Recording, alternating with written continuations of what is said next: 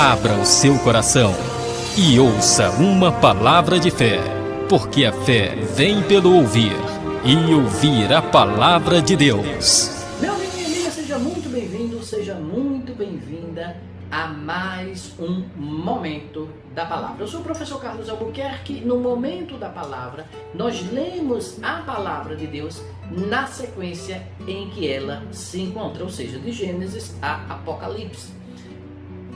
A cada vídeo do Momento da Palavra, nós lemos um capítulo da Bíblia Sagrada e ao final da leitura nós fazemos um breve comentário a respeito do texto lido, para que possamos, eu e você, sermos abençoados com o entendimento da palavra de Deus. E no Momento da Palavra de hoje, nós leremos mais um capítulo do livro de Gênesis, o primeiro livro da Bíblia. E o capítulo que nós leremos hoje, aqui no Momento da Palavra, é o capítulo 44 do livro de Gênesis, que diz o seguinte: E deu ordem ao que estava sobre a sua casa, dizendo: Enche de mantimento os sacos destes varões, quanto puderem levar, e põe o dinheiro de cada varão na boca do seu saco. E o meu copo, o copo de prata, porás na boca do saco do mais novo, com o dinheiro do seu trigo. E fez conforme a palavra de José que tinha dito. Vinda a luz da manhã, despediram-se estes varões, eles com seus jumentos. Saindo eles da cidade e não se havendo ainda distanciado, disse José ao que estava sobre a sua casa: Levanta-te e persegue aqueles varões, e alcançando-os, lhes dirás: Por que pagastes mal por bem? Não é este o copo porque bebe meu senhor, e em que ele bem adivinha? Fizestes mal no que fizestes. E alcançou, e falou-lhes as mesmas palavras. E eles disseram-lhe: Por que diz meu senhor tais palavras? Longe estejam teus servos de fazerem semelhante coisa. Eis que o dinheiro que temos achado na boca dos nossos sacos, se te tornamos a trazer desde a terra de Canaã, como pois furtaríamos da casa do teu senhor prata ou ouro? Aqueles dos teus servos, com quem for achado, morra, e ainda nós seremos escravos do meu senhor. E ele disse: Ora, seja também assim conforme as vossas palavras. Aquele com quem se achar será meu escravo, porém vós sereis desculpados. E eles apressaram-se, e cada um pôs em terra o seu saco, e a cada um abriu o seu saco. E buscou começando no maior e acabando no mais novo. E achou-se o copo no saco de Benjamim. Então rasgaram as suas vestes, e carregou cada um o seu jumento, e tornaram à cidade. E veio Judá com seus irmãos à casa de José, porque ele ainda estava ali. E prostraram-se diante dele em terra. E disse-lhes José: Que é isto que fizestes? Não sabeis vós que tal homem como eu bem adivinha? Então disse Judá: Que diremos a meu senhor? Que falaremos? E como nos justificaremos? Achou Deus a iniquidade de teus servos. Eis que somos escravos do meu senhor, tanto nós como aquele em cuja mão foi achado o copo. Mas ele disse: Longe de mim que eu tal faça. O varão em cuja mão o copo foi achado, aquele será meu servo, porém vós subis em paz para vosso pai. Então Judá se chegou a ele e disse: Ai, senhor meu, deixa-te, peço-te, o teu servo, dizer uma palavra aos ouvidos de meu senhor, e não se acenda a tua ira contra o teu servo, porque tu és como Faraó. Meu senhor perguntou a seus servos, dizendo: Tendes vós pai ou irmão? E dissemos a meu senhor: Temos um velho pai e um moço na sua velhice, da sua velhice. O mais novo, cujo irmão é morto, e só ele ficou de sua mãe, e seu pai o ama. Então tu disseste a teus servos: Trazei-mo a mim, e porei os meus olhos sobre ele. E nós dissemos a meu senhor: Aquele moço não poderá deixar seu pai. Se deixar a seu pai, este morrerá. Então tu disseste a teus servos: Se vosso irmão mais novo não descer convosco, nunca mais vereis a minha face. E aconteceu que, subindo nós a teu servo, meu pai, e contando-lhes as palavras do meu senhor, disse nosso pai: Tornai e comprai-nos um pouco de mantimento. E nós dissemos: Não poderemos descer, mas se nosso irmão menor for conosco, desceremos, pois não poderemos ver a face do varão, se este nosso irmão menor não estiver conosco. Então disse-nos teu servo, meu pai, vós sabeis que a minha mulher me deu 2 filhos. Um ausentou-se de mim, e eu disse, certamente foi despedaçado, e não o tenho visto até agora. E agora também tirardes a este da minha face, e lhes acontecer desastre, fareis descer as minhas cães com dor à sepultura. Agora, pois, indo eu a teu servo, meu pai, e o moço não indo conosco, como a sua alma está atada com a alma dele, acontecerá que, vendo ele que o moço ali não está, morrerá. E os teus servos farão descer as cães de teu servo, nosso pai, com tristeza à sepultura. Porque teu servo se deu por fiador por este moço para com meu pai, dizendo, se não tu tornar, eu serei culpado a meu pai todos os dias. Agora, pois, fique teu servo em lugar deste moço, por escravo de meu senhor, e que suba o moço com seus irmãos. Porque como subirei eu a meu pai, se o moço não for comigo, para que não veja eu o mal que sobrevirá a meu pai? Amém? Meu amigo e minha amiga, este foi mais um capítulo da Palavra de Deus, aqui, no Momento da Palavra. E neste capítulo que lemos hoje, no capítulo 44 do livro de Gênesis, um capítulo até relativamente curto, nós encontramos muitas verdades. E eu quero destacar algumas delas, porque vejam, nós continuamos lendo a história de José. José já como governador, e ainda no caminho, a história, o relato está ainda no caminho do cumprimento total da revelação que Deus fez a José através dos seus sonhos. Nós já vimos isso em capítulos anteriores. E se você não viu esses capítulos anteriores, a leitura desses capítulos anteriores, busca aqui no nosso canal Prestígio de Fé, e você encontrará na sequência todas as leituras dos capítulos, desde o primeiro capítulo do livro de Gênesis, na sequência, e as suas posteriores explicações. E nós já vimos essa revelação, e aqui nós continuamos lendo a história de José e continuamos vendo o cumprimento, até chegar ao cumprimento completo, da revelação da promessa de Deus a José. E aqui acontece como aconteceu da outra vez. Eles, os irmãos de José, ainda sem reconhecer José, colocam o mantimento nos seus sacos, compram o mantimento, colocam no seu saco e levam de volta para Canaã, para a casa de seu pai Jacó. No entanto,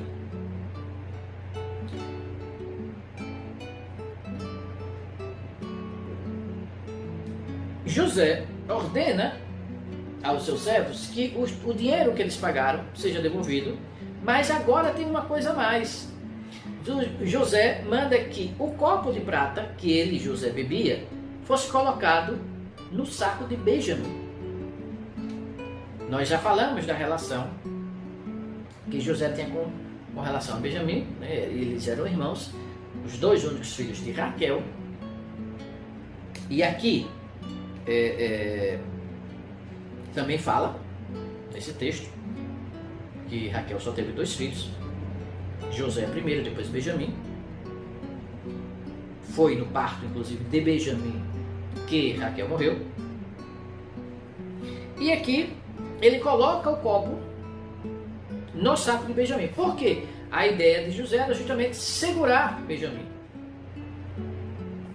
Então ele colocou no copo, mandou o seu servo ir atrás deles, encontrá-los, como aconteceu, e dizer, olha, como é que vocês foram bem tratados e terminam pagando mal por bem? Como é que vocês roubam a José, ao governador? Eles não sabiam que era José, ao governador do Egito.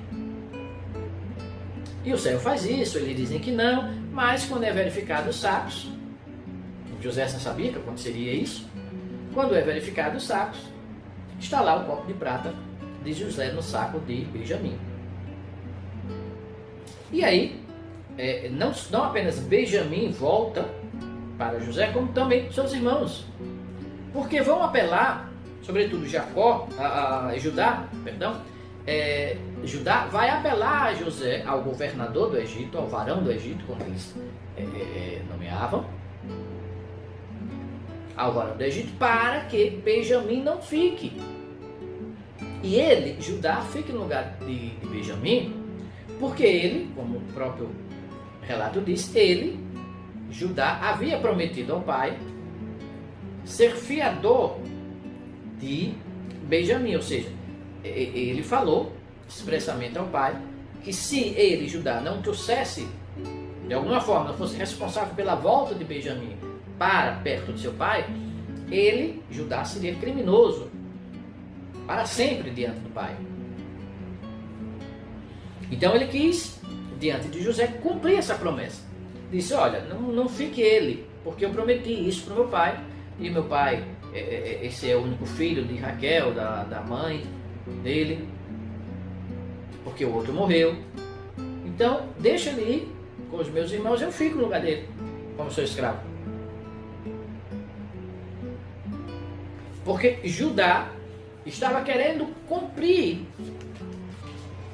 a promessa que havia feito ao pai. E ele faz uma defesa aqui,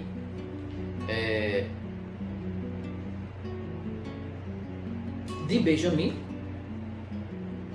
Não faz a defesa com relação ao suposto crime que ele havia cometido, que seria roubar o copo de prata de José, mas uma defesa no sentido de que José deveria, o governador do Egito, deveria deixar Benjamim em virtude dessa promessa. E nós veremos no próximo capítulo, no capítulo 45, o que vai acontecer dessa proposta de Judá. Mas veja, neste capítulo,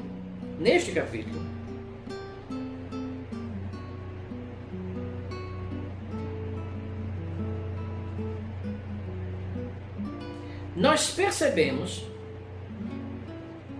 também que os irmãos de José,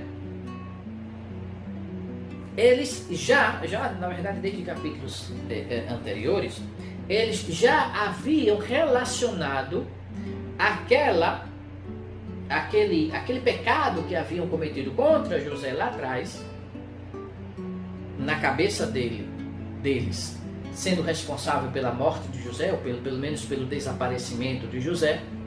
Eles já haviam relacionado a situação que estavam passando agora com aquele ato errado lá atrás. Eles próprios já haviam reconhecido isso. No capítulo anterior, nós vimos que o próprio irmão Rúben, na verdade no capítulo 42, nós vimos, no capítulo 42, versículo 22, nós vimos Rúben dizendo o seguinte: não vou-lo, dizia eu, dizendo, não pequeis contra o moço, mas não ouvides, e vedes aqui o seu sangue também requerido. Veja, desde o capítulo 42, eles já estão relacionando, eles já reconheceram o erro que tinha feito e aceitaram as consequências. Disseram, não, a gente está sofrendo aqui, mas é porque pecamos. Não tem o que a gente reclamar, porque pecamos. E Rúben, no capítulo 42, ele faz aquele típico, eu não disse? Não é isso? Rúben faz isso, eu não disse para vocês fazer isso, mas vocês fizeram, olha o que a gente está passando agora. E aqui no capítulo 44, Judá diz o seguinte: e como nos justificaremos? Achou Deus a iniquidade de teus servos, eis que somos escravos de meu Senhor, tanto nós como aquele cuja mão foi achado o copo. Então, aqui, Judá está se referindo ao pecado de Benjamim roubar o copo. Mas aqui, certamente, também está, como já vimos desde o capítulo 42, a reflexão deles com relação ao pecado que eles cometeram lá atrás. O Senhor achou Deus a iniquidade em teus céus. Nós estamos sofrendo a consequência do nosso pecado. Não temos o que reclamar. Mas eu, Judá, vou tentar resolver a situação, vou propor uma coisa diferente, pelo menos para Benjamim, porque eu me responsabilizei por ele. Então veja, aqui a figura de Judá como mediador entre Benjamim e o governador do Egito. Alguns comentaristas bíblicos entendem nessa figura de Judá neste momento de mediador entre Benjamim e o governador do Egito, José, embora ele não soubesse que era José, mas que era José. Então, alguns comentadores enxergam nessa situação uma tipificação, eu já falei de tipologia bíblica aqui no momento da palavra, uma tipificação de Jesus Cristo, o único mediador entre o homem e Deus. Aqui, Judá foi mediador entre Benjamim e José.